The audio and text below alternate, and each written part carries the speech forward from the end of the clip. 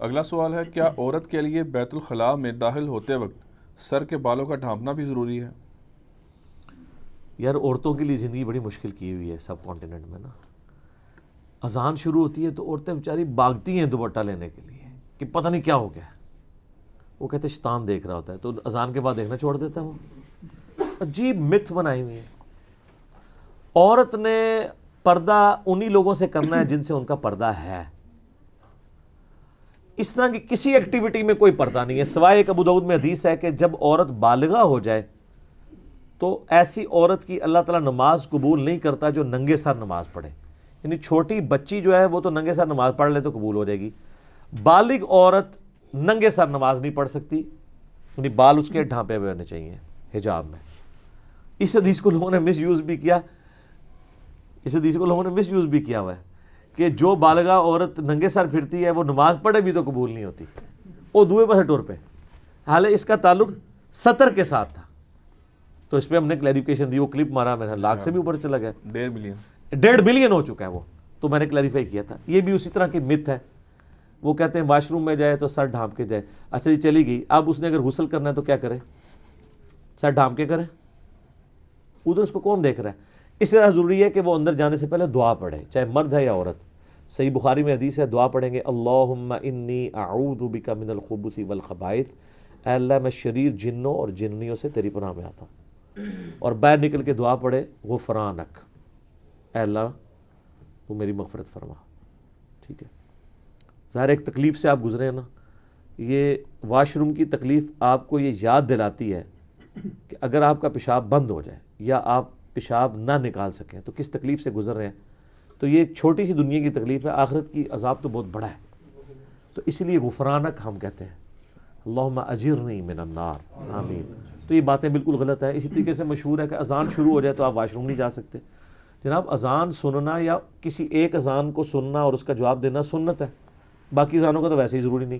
اور پیشاب کرنا تو فرض ہے کیونکہ جان بچانا فرض ہے. اذان شروع ہے، آدھی ہے، ہوئی ہے، نہیں ہوئی ہے، سب سے پہلی پرائرٹی آپ کی پیشاب ہے. حتیٰ کہ صحیح مسلم میں حدیث ہے کہ اگر کسی کو سخت پیشاب آیا ہو تو اس کی نماز ہی نہیں ہوتی. تو وہ نماز اس کی ہوگی نہیں، وہ جماعت بھی چھوڑ دے گا، پہلے اس سے فارغ ہوگا. بلکہ صحیح مسلم میں یاد ہے کہ حدیث ہے کہ عبداللہ بن عمر بیٹھے تھے تو اقامت شروع ہوگی، ان کے سامنے کھانا لا کے رکھا تھا. تو انہوں نے کہا نبی علیہ السلام تو ہمیں حکم دیا جب کھانا سامنے آ جائے تو پہلے کھانا کھانا ہے، نماز بعد میں پڑھنی ہے. لیکن یہ نہیں ہے کہ آپ کو پتہ ہے کہ جی جماعت 7:30 ہے تو آگے 7:55 تک کھانا تھی سامنے رکھ لو. یہ بھی نہیں ہونا چاہیے تھا. یہ حادثاتی طور پہ ہے، ورنہ اپنی لائف کو آپ نے باقی معاملات میں تو پلان کیا ہوتا ہے نا. تو یہاں پہ بھی آپ نے پلان کرنا ہے کہ جی آپ جو ہے وہ اپنے ٹائمنگ کو ایسا سیٹ کریں کہ آپ کی جماعت ضائع نہ ہو. اللہ کو پروٹوکول دیں، اپنے معاملات کو نمازوں کے اعتبار سے جو ہے وہ سیٹل کریں.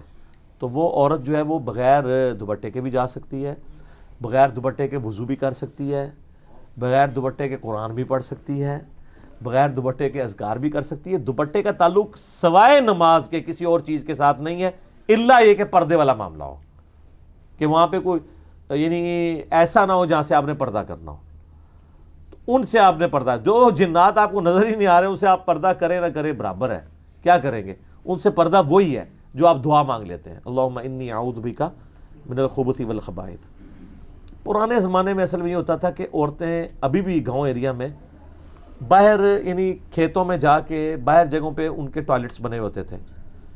یعنی پیشاب کرنے کے لیے تو گھر میں ارینجمنٹ ہوتا تھا، لیکن جو ہے وہ پخانے کے لیے ٹوائلٹ جانا پڑتا تھا باہر. ظاہر اس کی اسمیل ہوتی ہے نا. پیشاب کا کیا ہے، وہ تو آپ نے پانی بہایا تو نکل گیا. اٹیچ بات اس زمانے میں بھی غسل خانے گھر میں ہوتے تھے نا، وہ غسل خانے ہوتے تھے صرف پیشاب تک کے لیے یا غسل کرنے کے لیے. لیکن اگر کسی نے بڑا پیشاب کرنا ہے تو پھر باہر جانا پڑتا تھا کیونکہ اسمیل ہوتی تھی، پھر وہ مٹی میں وہ سارا کچھ کرتے تھے. تو اس وقت پھر عورتیں ظاہر پردے میں گھر سے نکلتی تھی، تو وہ ایسا تو نہیں کر سکتی تھی.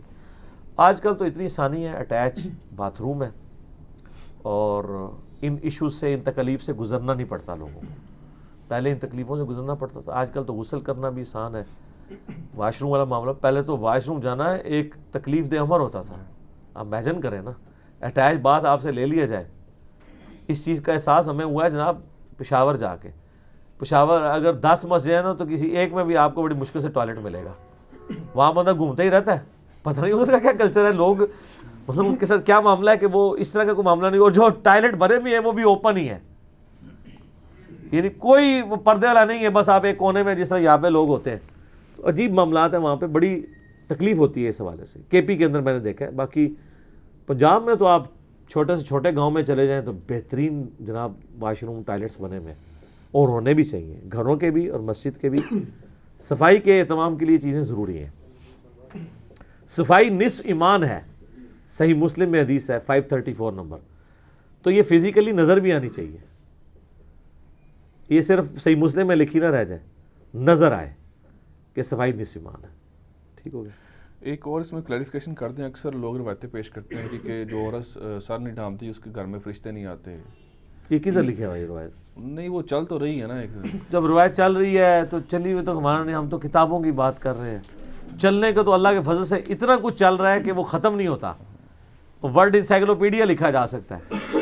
اب کوئی چیز چل رہی ہو نا تو اس کو فوراً اس کی آپ بیٹری نکال سکتے ہیں, یہ کہہ کے کہ کتنے لکھا ہے, تو اسی ٹائم بیٹری نکل جائے گی. ویڈیو ریکارڈنگ میں آ جائے گی نا بات. ہاں چلے, ویڈیو ریکارڈنگ میں تو بے شمار باتیں اور بھی آ جاتی ہیں.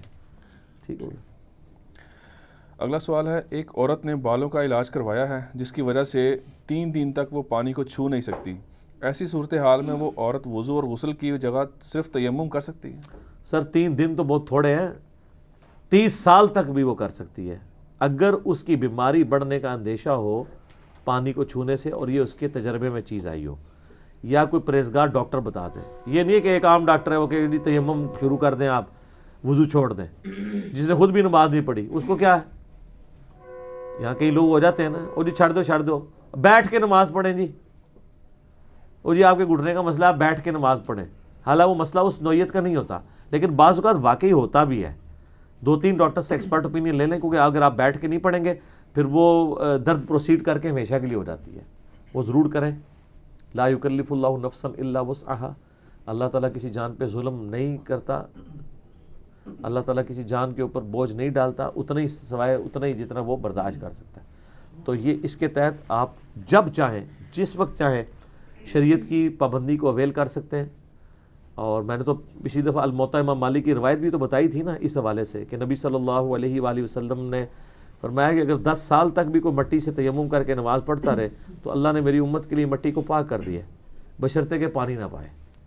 پانی پائے گا تو پھر نہیں. پانی پانے سے مراد یہ ہے کہ پانی فزیکلی پائے, یا فزیکلی تو پا سکتا ہے لیکن اس کو استعمال میں لانے میں بیماری کے بڑھنے کا اندیشہ ہے, تو وہ بھی پانی پہ قدرت نہیں پائے ہوئے تو وہ بھی تیمم کر سکتا ہے. سورۃ المائدہ میں تیمم کا طریقہ ہے کہ دونوں ہاتھ پہلے مٹی میں مار کے چہرے کا مسح کریں گے, اس کے بعد دونوں ہاتھوں کا کریں گے کونی سمیت. ٹھیک ہے علی بھائی, اس میں ضمناً ایک چیز بتا دیں, جو اسی اسپیسیفک سوال کے مطابق اس میں بالوں کا ذکر آیا, تو کیا صرف ایک رکن کو نہیں چھوڑ دینا بہتر, باقی وضو بھی تو کیا جا سکتا ہے؟ نہیں, وہ کہہ رہے ہیں پانی کو ہاتھ لگانے سے منع کیا ہے.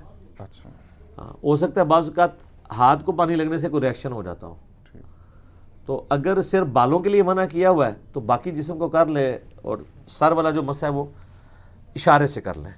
ٹھیک ہے, پھر تو آپ یہ کر سکتے ہیں, اور پھر آپ تیمم نہیں کریں گے. جب کسی ایک رکن کا ایشو ہونا یا کسی خاص جگہ کا جیسے زخم ہوا ہے اور پٹی باندھی ہوئی ہے, پھر آپ تیمم نہیں کرنا, صرف اس ایریے کو آپ نے پانی سے نہیں دھونا. آپ ایک ہاتھ سے وضو کر لیں, اگر آپ کی بائیں ہاتھ کی انگلی ہے یا دائیں کی زخمی ہے تو اسی سے وضو کر لیں, اور وہاں پہ بس ایسے اوپر ہلکا سا ہاتھ پھیر دیں, باقی کو آپ سارا دھوئیں.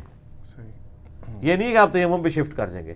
تیمم پہ آپ اس وقت شفٹ کریں گے جب ان جگہوں کے اوپر پانی لگانے سے آپ کی بیماری بڑھنے کا اندیشہ ہو, پانی کو ہاتھ لگانے سے بیماری بڑھنے کا اندیشہ. اور بعض اوقات یہ ہوتا ہے کہ آپ وضو تو کر سکتے ہیں لیکن آپ غسل نہیں کر سکتے پانی سے, سر پہ پانی ڈالنے سے آپ کی بیماری بڑھنے کا اندیشہ ہے. تو اس میں بھی پھر یہ ہے کہ آپ باقی جسم پہ اگر ڈال سکتے ہیں تو باقی جسم پہ نہا لیں, سر پہ مسح کر لیں, لیکن پورے جسم پہ نہیں نہا سکتے, پھر آپ غسل کریں گے ہی نہیں, پھر آپ تیمم کریں گے. علی بھائی, اگلا سوال ہے, ایک عورت کا انتقال ہو گیا ہے اور اس نے بہت سارا سامان جہیز کی فارم میں چھوڑا ہے, ان چیزوں اور دیگر استعمال کی چیزوں کا کیا کریں؟ دیکھیں جی, جہیز میں جو چھوڑا ظاہر ہے اس کی مالکن ہے نا. شادی کے بعد عموماً جو عورت کو زیورات بھی ملتے ہیں خاوند کی طرف سے یا اپنے میکے کی طرف سے یا اپنے سسرالیوں کی طرف سے, اس کی مالک تو وہی عورت ہوتی ہے, اور زکوٰۃ بھی اسی نے دینی ہے.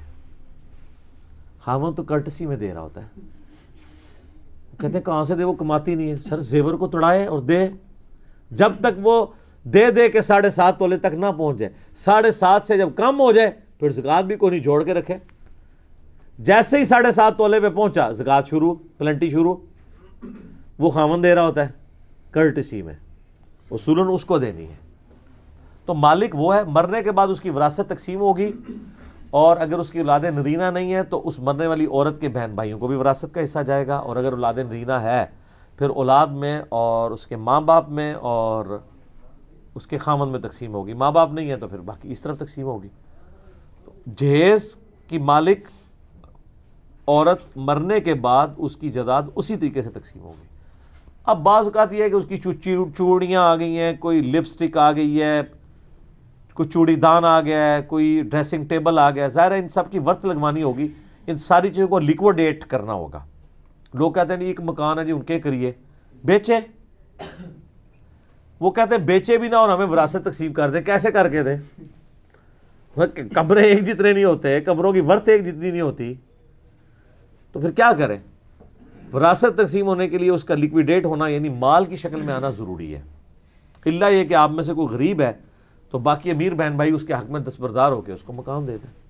لیکن وہ مشکل جاتی ہے ایسے بعض اوقات. 3 مرلے کے مکان میں 3 فیملیاں رہ رہی ہوتی ہیں. جب ایک کا کوئی مر جاتا ہے اور وہ وراثت تقسیم ہو تو تینوں بے گھر ہو جاتے ہیں، کیونکہ ان کو جو پیسے ملنے 1 مرلے کا مکان تو نہیں وہ خرید سکتے. تو پھر وہ تقسیم بھی نہیں کرتے، ادھر ہی بیچ میں وہ کھچڑی پکی رہتی ہے. دوسری تیسری نسل میں جا کے پھر اتنے سارے اس کے وہ نکل آتے ہیں کہ وہ جناب وہ وکیلوں کی نوکری لگی رہتی ہے.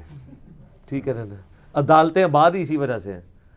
اتنے بندوں کے سائن، ایک بندہ مس ہو جائے پھر وہ جیسے سانپ کاٹ جاتا ہے 99 میں جا کے پھر 0 پہ آ جاتے ہیں. ایک بندہ بھی غائب ہو جائے بڑی مصیبت ہو جاتی ہے.